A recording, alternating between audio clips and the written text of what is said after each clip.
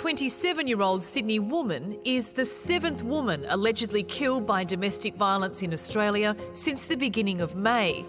The 21st woman this year. Just a few weeks ago, she'd taken out an AVO on her husband, but they were still living together. Nothing has changed. Like, we're still seeing women die and dying too frequently. It's feared lockdown is creating a spike in domestic violence rates. A drop in some states' reported cases masking a grim reality. COVID presents that dilemma where people are isolated and they're with the perpetrator of violence all the time. That opportunity to ring a service, to talk to someone, to start to plan what options they have to leave, often those windows of opportunity have gone. But even before COVID-19, domestic violence was already a problem in Australia. 3 months ago, Hannah Clark and her 3 children were killed when her estranged husband doused them with petrol and set their car alight before stabbing himself to death. I'm just looking at how many people are here, how many lives Hannah has affected. It was hoped the brutal murders would be a turning point.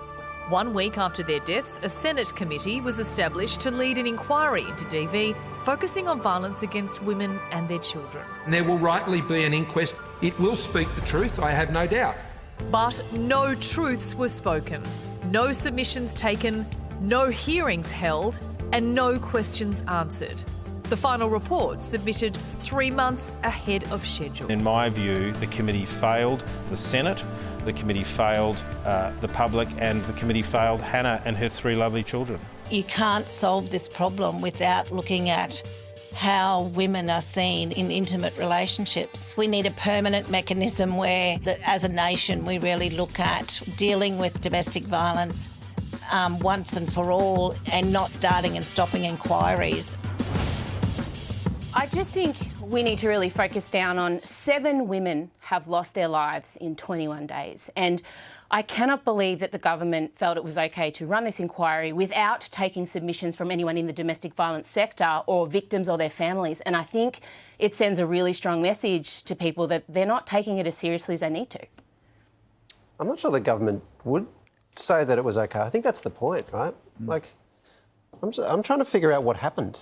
Can you explain how this... Well, we're just looking here. One of our producers has given us the terms of reference for this inquiry, and it says how to make a submission, and the committee invites individuals and organisations to send in their opinions and proposals in writing. So a golden opportunity to talk about what is wrong when you look at... They wanted to look at policies, programs, services, any barriers that stop women and children feeling safe. Yeah.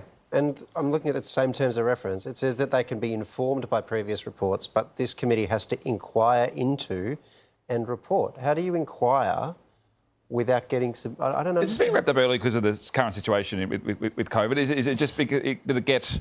But you can still speak to people. You can still... Yeah. It's called an inquiry. Like, you have to actually speak to the people affected to surely come up with some guidelines to help them and improve the situation. I just don't understand it, Waleed. I don't understand how it's happened. I don't understand it either. All I can say is the committee says they did all they were supposed to and there wasn't any need for a broad-ranging inquiry. I just don't see how that matches the...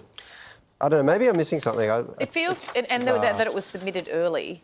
There's something about it that doesn't align. Yeah, I feel like there's a big piece of this story that we can't get access to for some reason. I don't know, it's very, very strange. It's very disappointing, obviously.